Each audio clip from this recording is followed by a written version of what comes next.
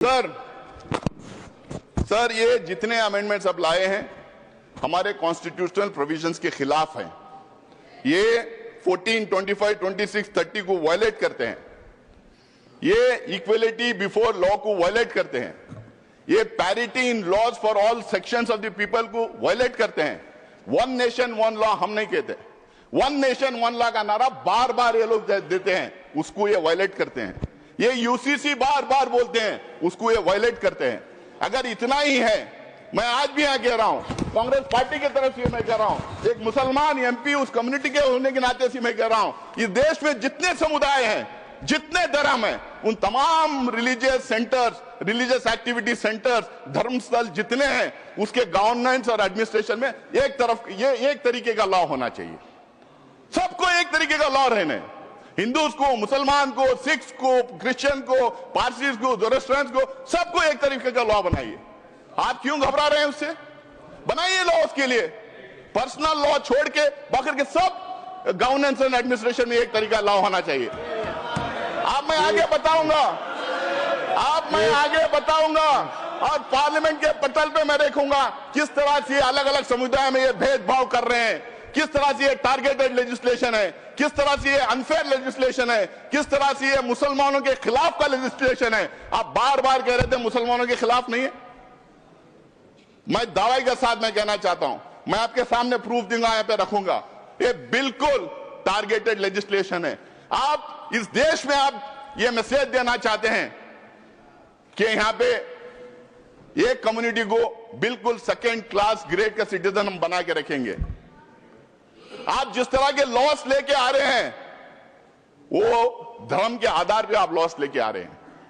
ये पहला नहीं है। कल कोई सीएए एनआरसी की बात कर रहा था, यहाँ अमित शाह जी बैठे हैं, जब उस हाउस में हम लोगों ने सवाल किया था तो इन्होंने बोला था क्रोनोलॉजी से समझिए, ये सिर्फ सीएए नहीं है, इसके साथ एनआरसी और एनपीआर जुड़ेगा। जब इनसे सवाल पूछा गया था तो बोले नहीं, इससे लिंक्ड है। आप कह रहे हैं कि हम धर्म के आधार पे हम किसी की सिटीजनशिप छीन नहीं रहे, लेकिन धर्म के आधार पे आप सिटीजनशिप रोक रहे हैं। ये पहली बार हिंदुस्तान की कॉन्स्टिट्यूशन में ऐसा हुआ है। मुझे नहीं लगता है कि कहीं ऐसा और हो रहा होगा। उसके बाद में 1991 का सेटल्ड क्वेश्चन है sir, 1991 places of worship act का सेटल्ड क्वेश्चन है।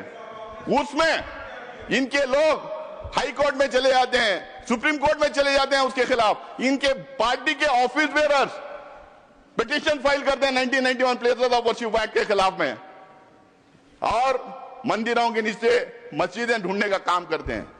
आज अगर हमारे देश में हम खोदना शुरू कर देंगे, इतिहास में पीछे चले जाएं, तो किसके नीचे क्या क्या मिलेगा किसको पता है। हम इतिहास को खोदना नहीं चाहिए। बाकी के सारे देश आगे बढ़ने का काम कर रहे हैं, तो हमें इतिहास में जाके खोदने का काम शुरू किए हैं। यहां पे भी उसका प्रोविजन कर दिए। आज किरण रिजिजू जी आप यहां कह रहे थे, भाई हम लोगों ने, सर ये कौन है सर? आप बीच में टिप्पणी ना करें। कौन है सर ये? आप बोले इधर प्लीज। जगेश जी सर मैं उस पर आगे आऊंगा। अभी किरण रिजिजू जी ने बताया कि वफ का मायना क्या है। सर वफ का माना दान है, it as simple as that. वफ का माना दान है। दान कोई भी किसी को भी कर सकता है। ये बार बार कह रहे थे कि 2013 में एनीबडी कैन डोनेट करके लेके आए।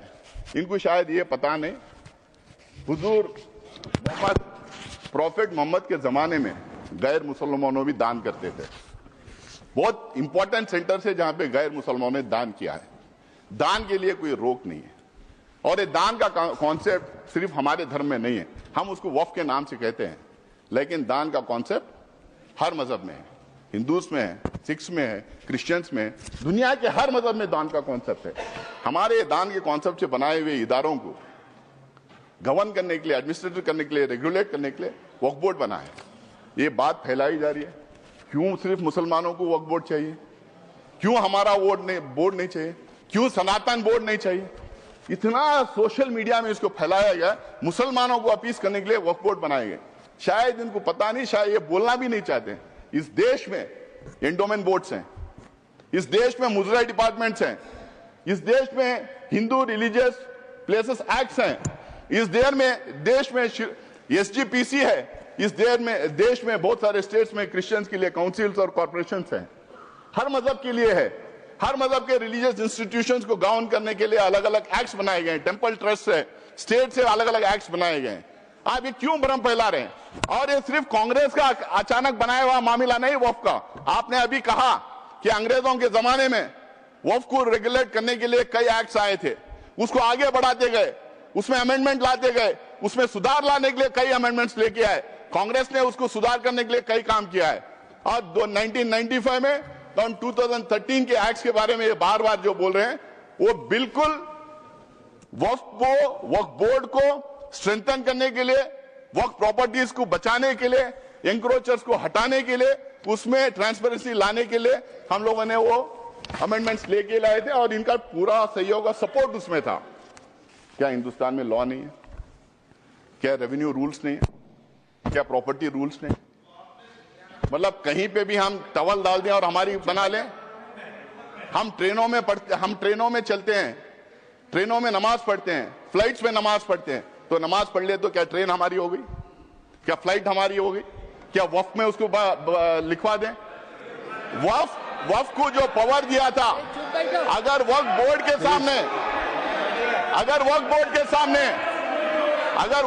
सामने कोई कंप्लेंट आता है, वक्फ बोर्ड के सामने कोई कंप्लेंट आता है, तो वक्फ बोर्ड उसकी तहकीकात करती है, उसकी इंक्वायरी करती है, उसके लिए सेट रूल्स हैं। शायद किरण रिजिजू को ये बात पता नहीं कि हर स्टेट उस इंक्वायरी कैसा कराया जाए, हर स्टेट के रूल्स अलग बने हुए हैं। मैं वक्फ बोर्ड का मेंबर पिछले 6 साल से हूं सर, कर्नाटका में 6, अब 7वां साल कंप्लीट कर रहा हूं। तो वहां पे ये पूरा इंक्वायरी तो बोले प्लीज। पूरा इंक्वायरी होने के बाद में सर्वे कमिश्नर उसको सर्वे करता है, कलेक्टर उसको चेक करता है, फिर उसके बाद में स्टेट गवर्नमेंट को जाता है, स्टेट गवर्नमेंट उसको वेरीफाई करती है, उसके बाद में वक्फ गेजेट उसके बाद में सरकार उसको गेजेट करती है। उसके बावजूद भी अगर कोई संतुष्ट नहीं है तो ट्राइब्यूनल में जा सकता है। अगर वहां भी कोई अगर वहां भी उसके खिलाफ अगर डिसीजन जजमेंट आता है, अगर वहां पे वो कन्विंस नहीं है तो वो कोर्ट में जा सकता है। आज ये कह रहे हैं कि कोर्ट में रिव्यू नहीं कर सकते, कोर्ट में बिल्कुल रिव्यू कर सकते हैं। अगर कोर्ट में रिव्यू नहीं कर सकते, तो हाई कोर्ट में और सुप्रीम कोर्ट में वक्फ के इतने केसेस कैसा हो रहे हैं, कितने केसेस कैसा हो रहे हैं हाई कोर्ट में और सुप्रीम कोर्ट में। माननीय गृह मंत्री कुछ कर दे एक जी प्लीज। मान्यवर, मैं सदस्य को बीच में टोकना नहीं चाहता, शायद वो भोले भाव से गलत इंफॉर्मेशन सदन के सामने रख रहे हैं, तो मैं थोड़ा करेक्ट करना चाहता हूँ।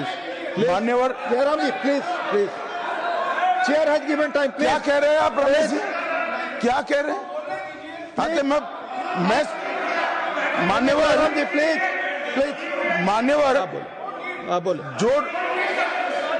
जो डिस्प्यूट है वो इतना ही है कि अगर ट्रिब्यूनल के फैसले से कोई असंतुष्ट है तो ये भूमि का मामला है, इस पर सिविल सूट होना चाहिए। सिविल सूट में अधिकारों के बहुत वाइड रेंज होती है।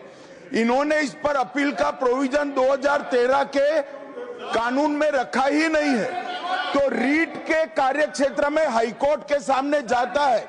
रीट का कार्य क्षेत्र बहुत संकरा होता है, तो जो ट्रिब्यूनल का फैसला होता है वो फाइनल होने के चांसेस 99% हो जाते हैं। जिनकी भूमि है इसका अधिकार जाता रहता है। मान्यवर, एक गलतफहमी फैला रहे हैं। Please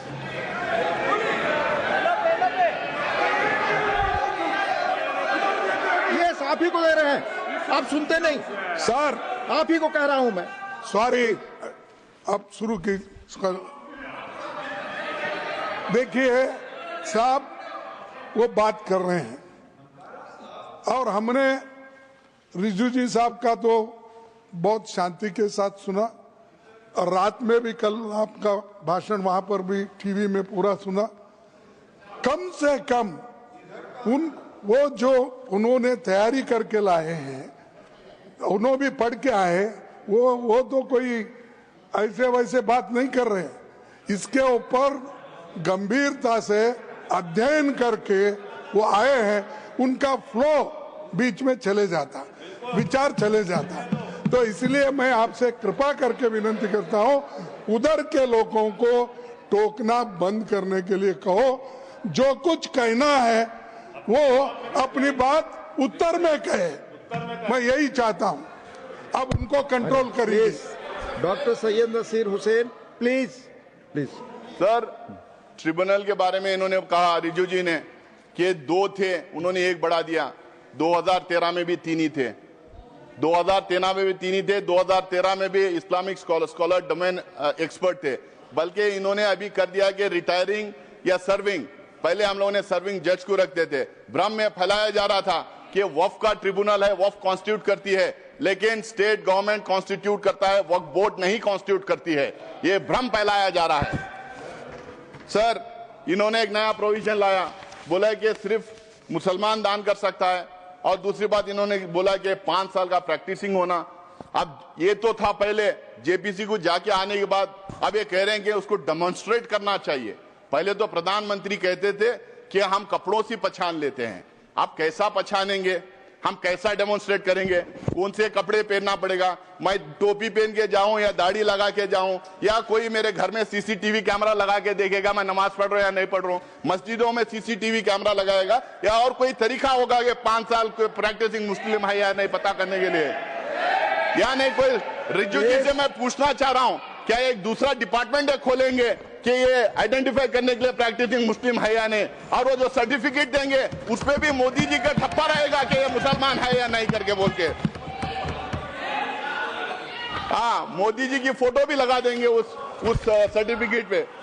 sir, Waqf by user, sir Waqf by user की बात, तो सबसे बड़ा मार जो इस बिल में ला रहे हैं वक्फ बाय यूजर, क्यों ये ला रहे हैं सबको पता है। इनकी सारी की सारी जो है निगाह संपत्ति पे है, जमीन पे है, लैंड पे है, धारावी पे में किसको दिया है उन्होंने, करोड़ों के भाव पे किसको दिया। कल मैं टीवी डिबेट पे था, एक जेपीसी की मेंबर थी इनकी मेरे साथ में, वो कह रही थी कि हम लैंड मोनेटाइज करेंगे। तो समझ में आ गया, मोनेटाइज करके किसको देंगे। तो वक्फ बाय यूजर का मतलब क्या है सर। इस देश में, हमारा देश प्राचीन देश है, इस देश में अलग अलग टाइम अलग अलग धर्म के स्थल बने हुए, हमारे देश में इतने किंगडम्स थे, राष्ट्रकूटा से लेके मौर्य से लेके चेरास, कदम्बास, विजयनगर एम्पायर, अशोका सम्राट का पता नहीं क्या कितने थे, बादशाहें थे, ब्रिटिश गवर्नमेंट थी। यहाँ पे सिर्फ मस्जिद मंदिर की बात, सिर्फ मस्जिद की बात नहीं सर, इस देश में बहुत खूबसूरत मंदिरें बने, जबरदस्त मोन्यूमेंट्स हैं देखने के लायक, गुरुद्वारास हैं, चर्चेस हैं, मस्जिद हैं। अगर आप 400, 500, 600 साल पुराने इमारतों के कागज पूछेंगे, तांबे में, पीतल में जहां लिखा था, कहां से ढूंढ के लाएंगे। उसका प्रूफ सिर्फ ये है, ये हर समुदाय के लिए सही है कि those properties, those institutions exist even today and they are in long usage. That is the proof of that being in waqf. There is waqf by user, there is temple by user, there is gurudwara by user, there is church by user, there is mata by user, there are so many religious institutions by user. किसका proof मांगेंगे। जब हमने बोला तो ये बोले कि हम प्रोस्पेक्टिवली अब ये करेंगे, रेट्रोस्पेक्टिवली नहीं देखेंगे। भाई जो रजिस्टर्ड नहीं है वक्फ बाय यूजर, अगर 200-300 साल पुरानी है तो उसको कैसा मानेंगे आप ये कह रहे हैं कि और दूसरा उसमें ये बोल रहे हैं कि डिस्प्यूटेड है। तो मैं प्लेसेस ऑफ वर्शिप टैग की बात कर रहा था, अगर डिस्प्यूटेड है, गवर्नमेंट है, तो फिर हम नहीं करेंगे। बट डिस्प्यूटेड कैसा है, डिस्प्यूटेड तो एक ही थी, वो बोले थे अयोध्या का मसला छोड़िए बाकी के पूरे इसमें आ जाएंगे। आप कैसा डिस्प्यूटेड, पुराने इदारों के डिस्प्यूट कैसा हो जाएगा। ये खोज रहे हैं बार बार देश में दंगे फसाद करवाने का, ये डिस्प्यूट लड़ना, दंगे फसाद करवाना, अपना वोट बैंक क्रिएट करने की राजनीति कर रहे हैं वक्फ बाय यूजर को निकाल के।